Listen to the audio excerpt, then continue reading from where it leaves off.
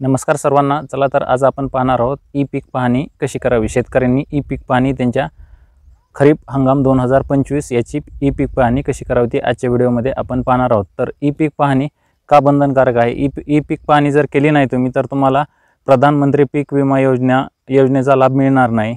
परत नैसर्गिक आपत्तीमध्ये नुकसान भरपाई मिळणार नाही जर तुम्ही ई पीक पाहणी केली नाही तर. किमान आधारभूत किंमत अंतर्गत हमीदाराने विक्री मिळणार नाही. परत आणखीन पीक कर्ज सुविधासुद्धा मिळणार नाही जर तुम्ही ई पीक पाहणी जर केली नाही तर. ॲग्रोस्टॅक अंतर्गत सर्व सरकारी योजना व अनुदान इत्यादी तुम्हाला कोणताही लाभ मिळणार नाही व तुमच्या 7/12वरती तुमच्या पिकाची नोंद होणार नाही. त्यासाठी तुम्हाला ई पीक पाहणी करावी लागेल. तर ती कशा प्रकारे करायची ते आपण या व्हिडिओमध्ये संपूर्ण घेणार आहोत. तर व्हिडिओ संपूर्ण पाहावा. जर याच्या व्यतिरिक्त काही क्वेरीज जर आली तुम्हाला तर तुम्ही कमेंट बॉक्समध्ये टाईप करून सांगू शकता. आपण त्यावरती सुद्धा व्हिडिओ बनवून टाकूयात. तर सर्वात पहिले तुम्हाला काय करावं लागेल, DCS ई पीक पाहणी ॲप हे तुमच्या मोबाईलमध्ये इन्स्टॉल करावं लागेल. तर चला आपण ई पीक पाहणीचं जे ॲप आहे ते इन्स्टॉल करूया आणि पुढची माहिती घेऊया.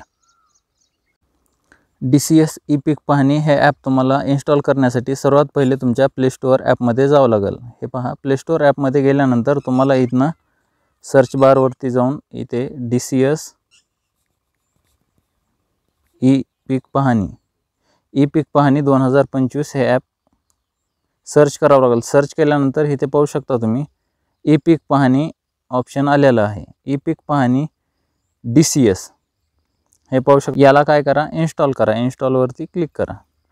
तर हे ॲप आपल्या मोबाईलमध्ये इन्स्टॉल होत आहे.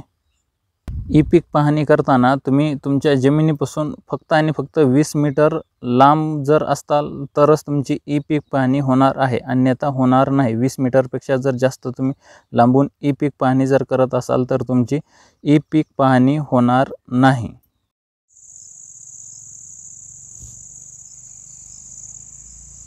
हे पहा, आपल्या मोबाईलमध्ये ॲप इन्स्टॉल झालेला आहे. तर आपण काय करूयात, ॲप ओपन करूयात. ॲप ओपन केल्यानंतर हे पाहू शकता तुम्ही इथे म्हणते allow E Peek Pahani to access photo and media on your device. तर याला अलाव करा. याला पण व्हाईल युजिंग द ॲप करा. हे केल्यानंतर इथं पण विचारेल परत आणखीन, त्याला पण व्हाईल युजिंग द ॲप करा. हे केल्यानंतर तुम्ही लेफ्ट साईडला याला ढकला. 2 वेळेस ढकलल्यानंतर हे पाहू शकता तुम्हाला इथं विचारते नोंदणी करण्यासाठी खालील बाबींची मदत होऊ शकेल. तर तो 7/12 असला पाहिजे जमीन मालकी आपली नोंदणी करतील वगैरे आहे, तुम्ही ते पाहून घ्या. परत ह्याचं जे वेळापत्रक आहे, टाईम टेबल आहे, तो इथं खाली दिसेल. तर खरीप हंगामासाठी 1 ऑगस्ट ते 14 सप्टेंबर तारीख आहे. तर काय करा, महसूल विभाग इथे निवडून घ्या. तुमचा जो महसूल विभाग असेल तो निवडा आणि या बाणावरती प्रेस करा. बाणावर प्रेस केल्यानंतर सर्व्हर बरोबर संपर्क होत आहे, कृपया वाट पहा अन्यथा ॲप परत चालू करा असं दिसेल. तर ॲप सुरूच ठेवा, प्रोसेस होईल. हे पाहू शकता समोर आलेलं आहे शेतकरी म्हणून लॉग इन करा. तर शेतकरी म्हणून लॉग इन करावर क्लिक करा. क्लिक केल्यानंतर थोडा वेट करा. समोर आलेला आहे मोबाईल नंबर प्रविष्ट करा. जो तुमचा मोबाईल नंबर असेल तो मोबाईल नंबर तुम्ही ते प्रविष्ट करून घ्या. तुमचा जो मोबाईल नंबर असेल तो टाकून झाल्यानंतर इथं संकेतांक पाठवावरती क्लिक करा. संकेतांक पाठवल्यानंतर संकेतांक तुम्हाला एक OTP येईल तुमच्या मोबाईलमध्ये. जो नंबर तुम्ही आता प्रविष्ट केलेला आहे त्यावरती एक OTP येईल. इथे पाहू शकता तुमचं संपूर्ण नाव विचारते. तर तुमचं जे नाव आहे ते तुम्ही इथं प्रविष्ट करा. नाव टाकल्यानंतर इथे संकेतांक पाठवावरती क्लिक करा. संकेतांक तुम्हाला OTP मोबाईलवरती रिसीव होईल लगेच. जो OTP तुम्हाला रिसीव झालेला आहे तो तुम्ही इथे प्रविष्ट करून घ्या. OTP टाकल्यानंतर नोंदणी करावरती क्लिक करा. जर OTP तुम्हाला रिसीव नाही झाला तर संकेतांक परत पाठवावरती क्लिक करू शकता तुम्ही. इथे संकेतांक पाठवावरती क्लिक करा. तुम्हाला OTP आलेला असेल तो इथे प्रविष्ट करा. टाकल्यानंतर लॉग इनवरती क्लिक करा. इथे पाहू शकता खातेदाराचे नाव निवडा ऑप्शन आलेला आहे. तर इथं आलेल्या खातेदाराची नोंदणी झालेली नाही तर ठीक आहे, नवीन खातेदार नोंदणी करा यावरती क्लिक करा. इथं विभाग आलेला आहे तुमचा. इथे जिल्हा निवडा. जो जिल्हा आहे तो निवडा, जो काही असेल तो. जिल्हा निवडल्यानंतर तुम्ही इथं तुमचा तालुका निवडून घ्या, जो तालुका असेल तो. तालुका निवडल्यानंतर हे पाहू शकता तुमचे गाव निवडून घ्या. इथे जे कोणते गाव असेल ते निवडून घ्या तुम्ही.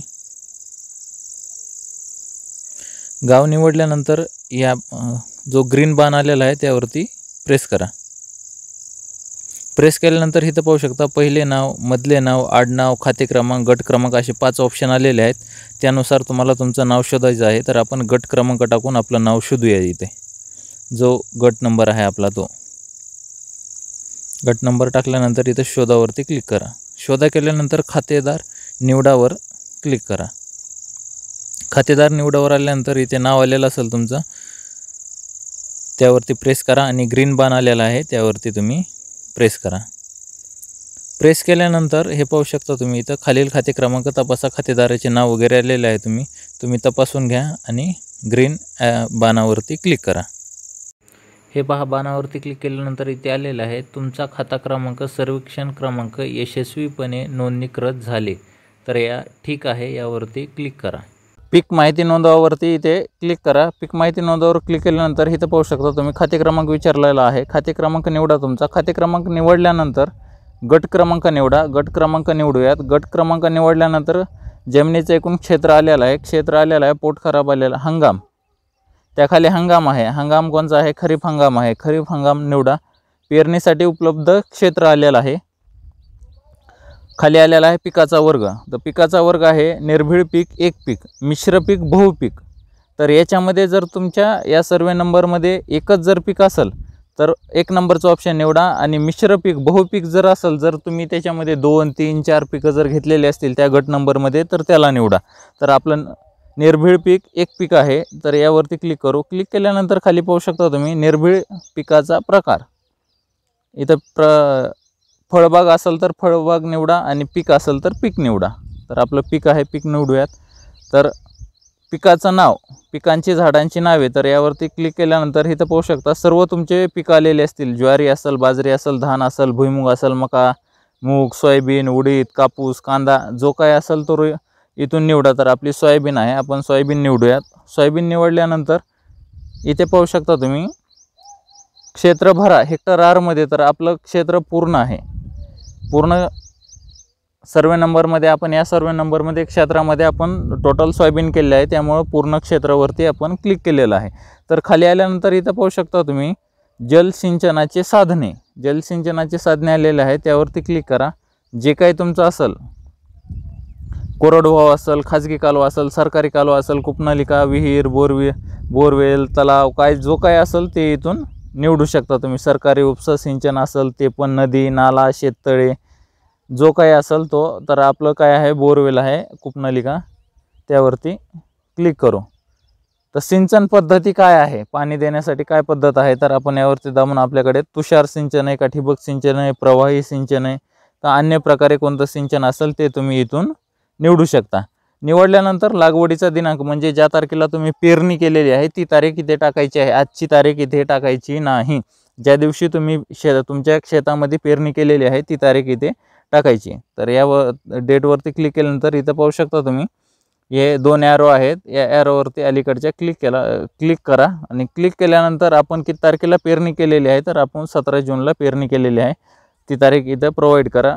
प्रोव्हाइड केल्यानंतर जे तुम्ही इथं पीक टाकताय ते पीक जो विमा भरलेला आहे त्या विम्याला जो पीक लावलेला आहे ते शेतामध्ये तुमच्या पीक असणं बंधनकारक आहे. आणि त्याचीच ई पीक पाणी झालेली असणे सुद्धा बंधनकारक आहे. तारीख टाकल्यानंतर पुढे जा या ऑप्शनवरती क्लिक करा. पुढे जावरती क्लिक केल्यानंतर पाहू शकता लोकेशनसाठी लोकेशन ऑन करा म्हणते. आपण लोकेशन ऑन करूयात. लोकेशन ऑन साठी आपण केलेलं आहे. तर इथं आले सर्व्हर बरोबर संपर्क होत आहे, कृपया वाट पहा. तर हे पाहू शकता तुम्ही इथं आलेला आहे. तुमचा जो सर्वे नंबर आहे इथं नक्षामध्ये दिसल. नक्षामध्ये दिसतोय का पहा तुम्ही. GPS अचूकता अक्षांश रेखांश सुद्धा आलेला आहे इथं. तर इथं जाऊन आपल्याला काय अद्ययावत करा या ऑप्शनवरती क्लिक करायचं आहे. अद्ययावत करावर क्लिक केल्यानंतर पुढे जा या ऑप्शनवरती क्लिक करा. पुढे जा या ऑप्शनवर क्लिक केल्यानंतर इथं पाहू शकता तुम्ही पिकाचे छायाचित्र आवश्यक. पिकाचे छायाचित्र आवश्यक तुम्हाला 2 फोटो द्यावे लागतील.